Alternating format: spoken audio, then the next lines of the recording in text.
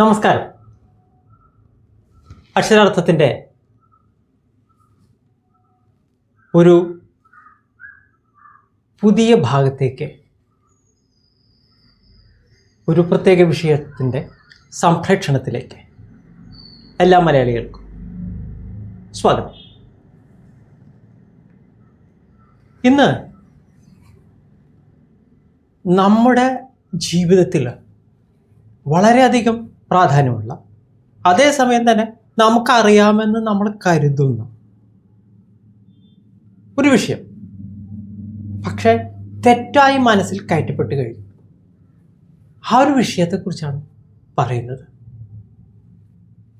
ആ വിഷയത്തിൻ്റെ പേരാണ് സമയം. നമ്മുടെ സംസ്കാരത്തിൻ്റെ നിലനിൽപ്പിൻ്റെ അടിസ്ഥാനമെന്ന് പറയുന്നത് സമയത്തിലാണ്. സമയത്തിലാണ് മനുഷ്യർ ജനിച്ച് വളർന്ന് മുന്നോട്ട് പോകുന്നത്. സമയത്തിൽ അവർ അപ്രത്യക്ഷരാകുകയും ചെയ്യുന്നു.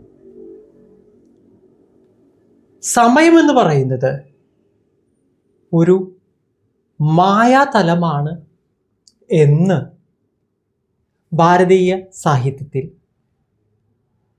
പല സന്ദർഭങ്ങളിലായി വെളിവാക്കപ്പെട്ടിട്ടുള്ള ഒരു കാര്യമാണ്. സമയം മായയാണെങ്കിലും മായയല്ലെങ്കിലും സമയം എന്നതിനെക്കുറിച്ച് നമ്മളുടെ തലമുറകൾ കഴിഞ്ഞ ഒരു 10-75 വർഷമായിട്ട് മനസ്സിലാക്കിയിട്ടുള്ളത്, അതായത് അവരെ മനസ്സിലാക്കിയിട്ടുള്ളത് മലയാളികളെ, ഭാരതീയരെ മനസ്സിലാക്കിപ്പിച്ചിട്ടുള്ളത് പല രീതിയിലാണ്. തെറ്റായ ഒരു ആശയത്തെയാണ്. ഈ ഒരു ആശയം ശരിയാകുമ്പോഴാണ് മനുഷ്യജീവിതം കൃത്യമാകുന്നത്. സമയം എന്ന് പറഞ്ഞാൽ അത് അടിസ്ഥാന ഘടകമായിരിക്കെ ആ അടിസ്ഥാന ഘടകത്തിൽ തെറ്റുപറ്റിയാൽ, അതിൻ്റെ ആശയഗ്രഹണത്തിൽ തെറ്റുപറ്റിയാൽ അത് വലിയ വിഷയങ്ങൾ ജീവിതത്തിൽ ഉണ്ടാക്കും. സമയം എന്ന് പറഞ്ഞാൽ അത് അയം എന്നുള്ളതാണ്. അയം എന്ന് പറഞ്ഞാൽ ഞാൻ എന്നാണ് അർത്ഥം വരുന്നത്. സമം അയം, സമയം, സമായം, സമായം, സമായം, ഇതാണ് സമയം. നമ്മൾ പഠിച്ചിട്ടുള്ളതൊന്നും തന്നെയല്ല സമയം. നമ്മളെ പഠിപ്പിച്ചിട്ടുള്ളതൊന്നും തന്നെയല്ല സമയം. ഓരോരുത്തരും അവനവന് കൃത്യമായി വരുമ്പോൾ അത് ഓരോരുത്തരെ സംബന്ധിച്ചിട്ടുള്ള ഒരു കാര്യമാണ്. ഓരോ പുരുഷനെ സംബന്ധിച്ചിടത്തോളം വ്യക്തമാക്കപ്പെടുന്ന ഒരു കാര്യമാണ് ഞാൻ ഈ പറയുന്നത്. അത് ഓരോ പുരുഷനും സമയം വ്യത്യസ്തമാണ്, അയമാണ്. ഓരോ വ്യക്തിക്കും സമയം വ്യത്യസ്തമാണ്. ഈ സമയത്തിലാണ് കർമ്മം നടക്കുന്നത്. ധർമാനുഷ്ഠാനമായ കർമ്മം നടക്കുന്നത് സമയത്തിലാണ്. സമയത്തിന് അധിഷ്ഠിതമായിട്ട് സമയത്തിൽ നിന്നുകൊണ്ടാണ് ധർമാനുഷ്ഠാനമായ കർമ്മം ചെയ്യാൻ സാധ്യം.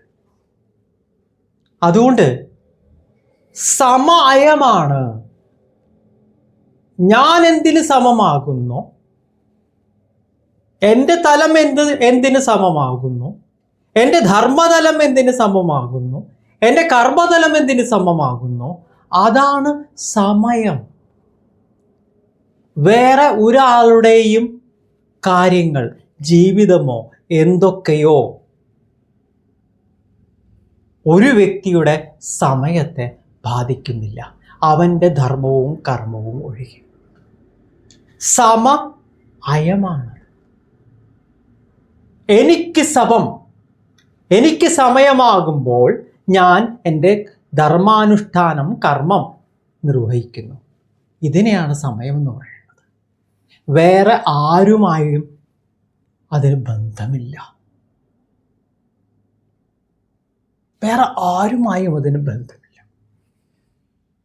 മലയാളികളും ഭാരതീയരും ഇംഗ്ലീഷ് ക്രിസ്ത്യർ 1950 മുതൽ മനസ്സിലാക്കിയത് അങ്ങനെയല്ല. അവരെ മനസ്സിലാക്കിപ്പിച്ചത് അങ്ങനെയല്ല. ഓരോ വ്യക്തിയും ജനിക്കുന്നത് ഒറ്റയ്ക്കാണ്, അവൻ പോകുന്നതും ഒറ്റയ്ക്കാണ്. എന്ന് വെച്ചാൽ ലോക സമയം എന്ന് പറയുന്നത് ഒന്നില്ല. സമയം വ്യക്തിക്ക് അനുസൃതമാണ്, വ്യക്ത്യാധിഷ്ഠിതമാണ്. സമയം എന്ന് പറയുന്നത് ഒരു വ്യക്തിക്ക് അവൻ്റെ ധർമ്മത്തിന്, കർമ്മത്തിന് സമമായി വരുന്നതാണ് സമയം. വേറെ ആരുടെ ഒരു കാര്യവുമായി അതിനൊരു ബന്ധമില്ല. ചുറ്റും കാണുന്ന ലക്ഷോപലക്ഷം ആളുകളുമായി അതിന് ബന്ധമില്ല. എന്ന് പറഞ്ഞാൽ ഒരു മനുഷ്യൻ അവൻ ചെയ്യേണ്ടുന്ന കർമ്മം എപ്പോൾ ചെയ്യുന്നു, അതാണ് സമയം.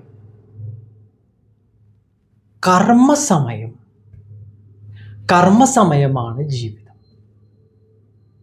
ഈ ജീവിതം മനസ്സിലാക്കണമെങ്കിൽ അർത്ഥതലത്തിൽ സമയമാകുന്നതിനെ മനസ്സിലാക്കണം.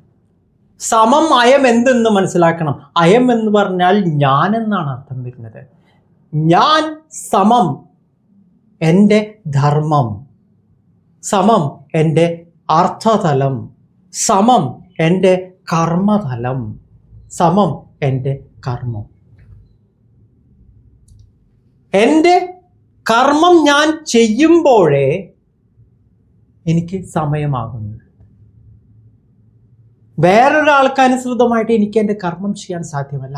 അതുകൊണ്ട് വേറൊരാൾക്ക് അനുസൃതമായിട്ട് ഞാനൊരു കാര്യം ചെയ്യുന്നുണ്ടെങ്കിൽ അതെൻ്റെ കർമ്മമല്ല. കർമ്മം എൻ്റെ തലത്തിൽ എനിക്ക് കൃത്യമായി വരുന്ന അയത്തിൽ ഞാൻ ചെയ്യുന്നതാണ്. വേറൊരാളുടെ സൗകര്യത്തിന് വേണ്ടി ഞാൻ ചെയ്യുന്നത് അത് കർമ്മമല്ല. അത് അങ്ങനെ ചെയ്യുന്നുണ്ടെങ്കിൽ അതിനെ ഉപയോഗിക്കുന്നത് നമ്മൾ മനസ്സിലാക്കിയിട്ടുള്ള യാഥാർത്ഥ്യമായിട്ടുള്ള അർത്ഥത്തിലുള്ള സമയവുമല്ല.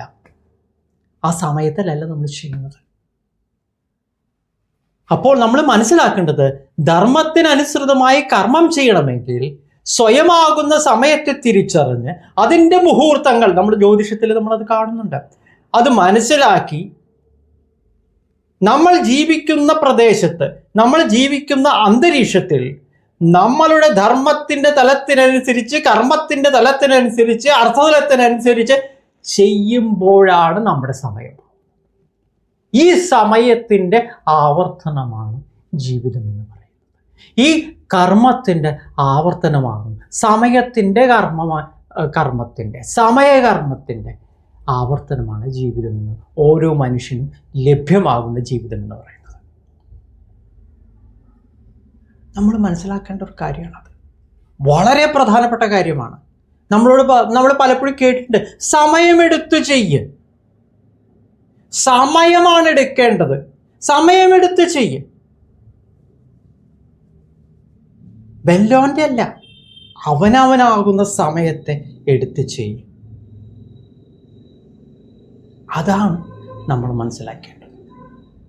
ഈ സമയത്തെക്കുറിച്ച് കൃത്യമായി നിരീക്ഷിച്ച് അവനവൻ്റെ സ്വന്തമായ സമയം മനസ്സിലാക്കി അതിനനുസൃതമായ ധർമാനുഷ്ഠാനം, കർമ്മം ചെയ്ത് മുന്നോട്ട് പോകാൻ അക്ഷരാർത്ഥത്തിൻ്റെ